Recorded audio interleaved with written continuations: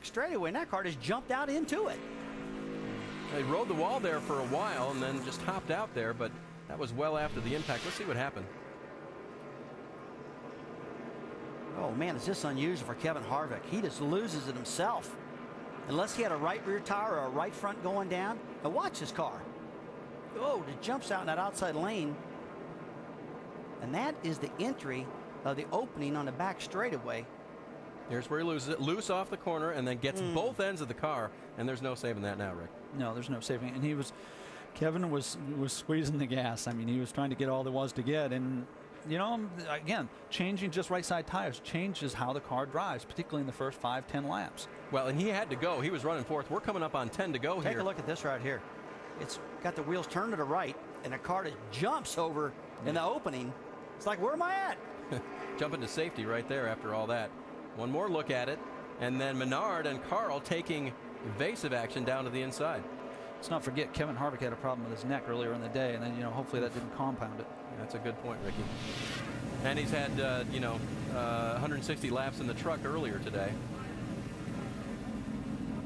Mike Massaro? And guys, as you can see, heavy right side damage on the 33 car. Also, the rear bumper cover pretty bent up. They're trying to pull away the fender from the wheel well and making sure there's no tire rub there, but they're taking their time to make sure that they do make the repairs properly and that they do not have to come back down pit road again. But it does certainly appear that they're doing everything they can do to get Kevin Harvick back out on the racetrack. Well, that's what you do at this point, trying to get your guy back on. Just pick up what you can.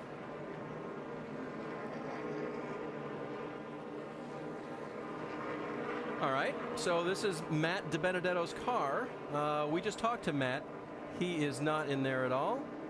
And so we're being told that Ryan Truex is actually in that car. So getting a few more points, owner's points, for the 20 car before the night's over. Joe Gibbs Racing 20 team will get the points. And I guess it backs up just how important it is for these guys to get out there and get every lap they can, even in a destroyed race car. Yeah, absolutely. If they can get out there and get anything possible, I mean, it's very important. Like I said earlier, these owner points are what everything's dictated off of. And that's a cool job. They got them out there. So let's see where they stand right now and why this would be important. There they are, running third and trying to pick up what they can to stay ahead of the Roush crew in the 60 car. So again, Ryan Truex in that 20 car now. Matt DiBenedetto crashed. Treated and released from the infield care center, and that car doesn't look like it's tracking real well. I was thinking that. All right, well, as we wind it down here at Gateway, don't forget the Open Championship continues on ESPN tomorrow. They're going for that Claret Jug from St. Andrews on the old course. Final round tomorrow on ESPN and ESPN3.com starting at 6 a.m. 1 to 1:30 p.m. Eastern Time. See if you can see who takes home that prize. It's been rainy, it's been sunny, what they usually expect over there. It's been a great tournament so far. All right, well, Breed Sorensen runs in the third position after kind of a slow start to the night. Shannon, you've caught up with his crew chief? Well, this team has certainly earned their paycheck today. Busy day for you guys. I know that you guys did not come down and pit because you guys were out of tires. Do you think you'll be able to hold the rest of the guys off on the tires that you have? Yeah, I don't know. The lap times were okay as compared to most of the cars behind, equal to the 60. I think if we get a clean start, get a little gap, I think we can keep, third or fourth place. We'll see what happens, but it's been a great effort by the team. Had a bad pit stop, had a loose wheel, got behind. I think far back as 25th. Reeds drove a great race. Dollar General Toyota is rolling really fast. It's a shame that we were out of tires here at the end, but we'll see what happens. Well, Reed Sorensen, two-time winner at this racetrack, so he knows his way to victory lane. Guys, if you ever notice, every time Trent Owens gets any driver in that car always runs good. He is a great crew chief. There's just no doubt about that. He can really make these things go. Well, and they've navigated the rough waters here tonight. The first 143 laps here, 1 caution. Since then, 4. And Reed has been around at one point or another and avoided some of that, so they're doing a good job on the track and also on the pit box. I don't have no fingernails left. I bit everything off. Hey, well, the lights are off on top of the pace car. 9 laps to go. Yeah, that means we're going to, next time by, we're going to go green again. And Brad Keselowski, Trevor Baynes still holding down the lead, and he's chosen that high line again, Ricky. Think that's the right call? I think it is on the older tires because, with less grip, you don't want to be underneath somebody. He can maintain a little extra RPM.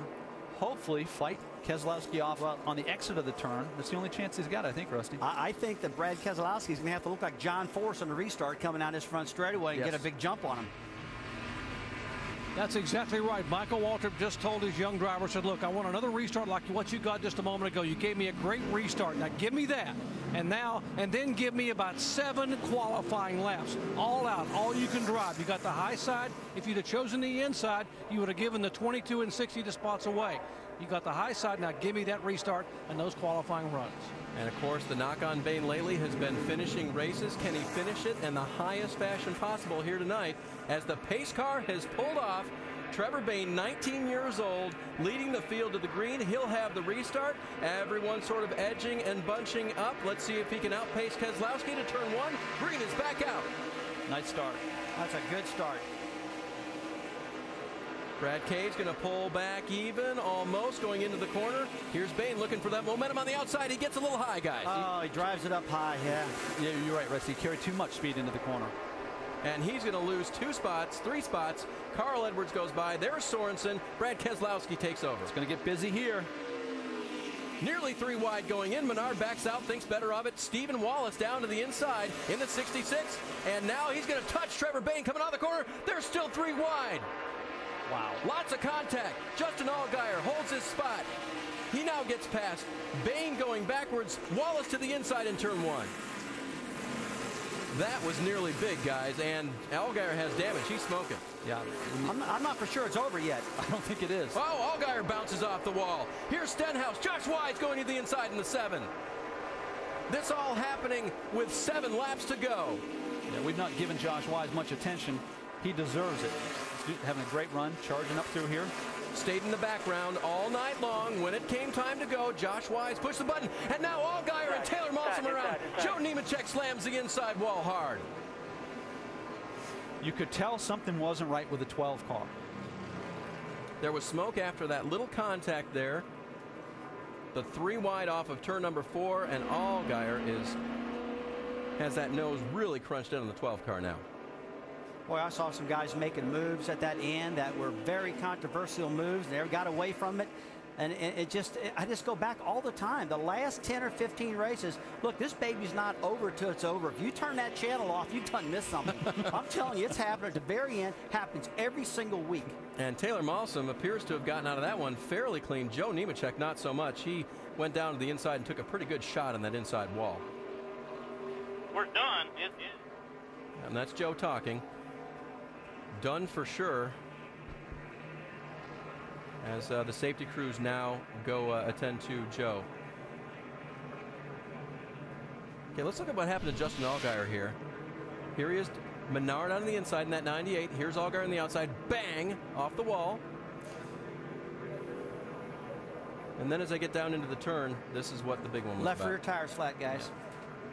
That was from that 3 wide racing. Somebody got into the left rear, more than likely. And he's trying to coax it down. Taylor Malsom really came up on him there, and that young rookie just got into the back end of the 12 and spun him around. Yeah, Justin couldn't do anything about it. He was holding on, doing the best job he could with that flat tire. There's Malsom contact. Bliss got by. Kenny down on the inside, just getting by. Morgan to the high side. And remember, Justin carried an onboard camera for us tonight. Here's what it looked like. Still two, clear 1. Just 2 below you, 98. There's that contact off the wall coming off of 2. Still 2 below you. And then the dive down into 3. Outside. Hey, what you can here? Got one going flat. I don't know which one. Come on. Right side tires, guys. Right side tires. Oh, inside, bud. Inside. Hold brake, bud. Hold brake. A lot of times you'll feel a tire going down in one set of turns, and then you'll confirm it in the next set. Here was the contact. Steven on the inside. And there's a big rub from Trevor Bain in the middle. Big rub. And there's Allgaier on the outside. Oh, they're all jammed together. They can't get away from each other. It's good hard racing here with just a few laps to go, but 12 of Allgaier getting the worst of that. Joe Nemechek as well. And this is the scene. And this is the scene now as they've stopped the cars on the racetrack entering turn number 3. with Keselowski as our leader. You know, it's hard to tell drivers to think about risk versus reward. That, hey, you're running in 4th, 5th, or 6th, get the points, but